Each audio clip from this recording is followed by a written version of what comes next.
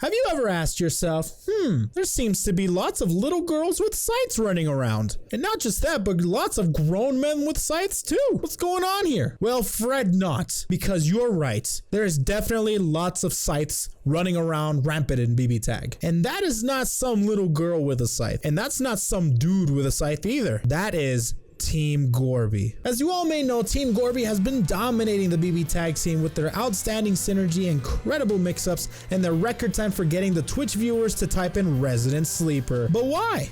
Why is Team Gorby such a dominating team? Gordo really isn't super amazing once you get to know his weaknesses. Ruby, while still being one of the best characters in the game, really doesn't carry teams anymore since the recent hitbox and hurtbox nerfs in the recent patch. So why? Why are we seeing so many Team Gorby players? Or are we just going crazy here? No, you're not going crazy. There are a lot of Gorby players out there. And yes, they're very fun to play and very fun to watch.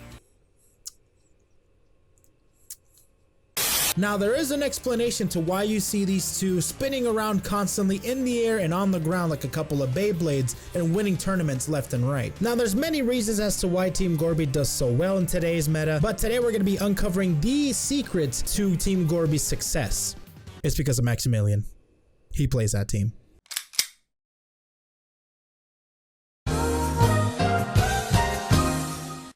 In all seriousness, we're going to be learning the secrets behind Team Gorby, but first, before we start learning, there are a couple of things that you guys need to understand if you don't already. Number one, you have to learn how cross combos and active switching works, and two, what invincibility is. Cross combo is a game mechanic where if you have enough cross meter, you can send out your partner and press the partner and the assist button at the exact same time. That's when your cross meter turns into a timer, and within that specific amount of time, you can control both characters. The main character roams around and the assist character starts throwing out as many assists as he or she can, and you're also able to active switch between each character as much as you please within that specific time limit. Once the time limit runs out, that's when everything comes back to normal. Invincibility is a universal mechanic in fighting games where a specific move takes priority over any other move in the game. For example, reversals have invincibility frames built into the startup of the move as a way to shut down enemy oppression to give you some breathing room. Another way to think about it is when you do a move, it removes the hurt box out of that specific move and is only left with a hitbox. So there's no way to hit them out of that specific move. Now that you know what those two things mean, you can start to figure out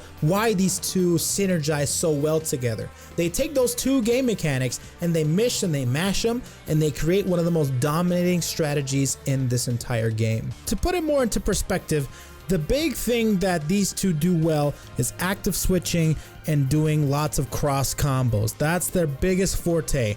Now, there is a mechanic in the game. I don't know why it's in the game, but whenever you active switch on the very first frame of a move coming out, the move that comes out of that active switch becomes completely invincible. Let me show you what I mean. For example, if Gordo decides to call out Ruby and cross combos, at this moment I am able to do a Grim Reaper with Gordo, active switch into Ruby, and Gordo just keeps spinning, correct? That seems pretty normal. However, what if I told you that that Grim Reaper is 100% invincible and you cannot stop it? And if you try to, you're going to get hit. Let me demonstrate. So I set up a little bit of a recording to kind of demonstrate what I mean. So I have the enemy as Gordo Ruby as well. I'm going to have Ruby come out as an assist. I'm going to activate cross combo. Gordo is going to spin with his Grim Reaper, active switch immediately out into Ruby. And then as me personally, I'm going to reversal. I'm going to be completely invincible for a few short frames, okay? And that should be able to beat out Grim Reaper completely. All right, here we go. There it is. I'm going to reversal. For some reason, Gordo decided to just not stop. So this is what makes this team so good. Normally, let me explain. If I do regular Grim Reaper like that, I am able to completely nullify it because I am invincible. And invincible moves should be able to beat out any other move in the game, correct? Now, because of this mechanic and because of this cross combo synergy that they have, for some reason, Grim, anything that comes out, and that's not just with this team, it's with any team. It works with any single move in the game. If you active switch out of the specific move immediately after doing the move, it becomes completely invincible. So it makes for invincible Grim Reapers, invincible Buzzsaw Blasts, invincible this, invincible that. Any move in the game that you can switch out of becomes invincible. That's why this team is so good, because all of a sudden, when you add into effect an invincible Grim Reaper, when you add into effect an invincible Buzzsaw Blast, while the other opponent gets to roam around you and dance around you and mix you up, that's why this team is such a dangerous team. With how easy that this team is to play, this team is very easy to synergize with. Cross combo shenanigans really aren't that tough. However, granted, I will say that this team definitely has a lot of strategy behind it in terms of when to active switch, also when to burst, because remember, if you cross combo, you can't burst. If you burst, you can't cross combo. So there's definitely some detriment to there. You do have to be able to realize or make the decision whether or not to cross combo at that specific moment. You can't just blindly cross combo, because if it gets blown up for some reason, then you can't burst out of it. And that's when you start to die very quickly. I will give them that. However, the fact that you can have an invincible, the active switch invincibility thing, I really think it's very unnecessary to have in the game.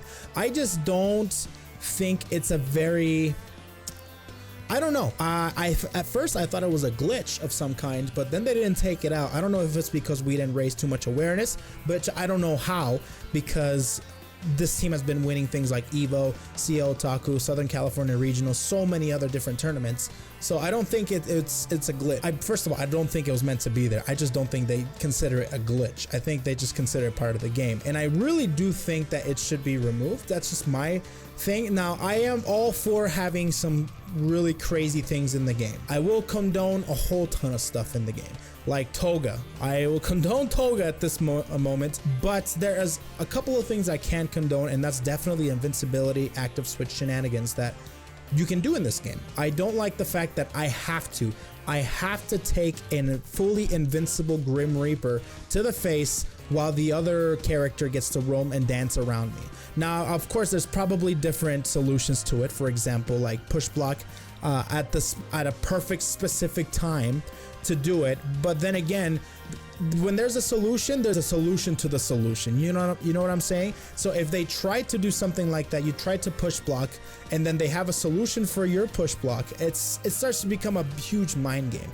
I just don't think the invincibility thing should be in the game.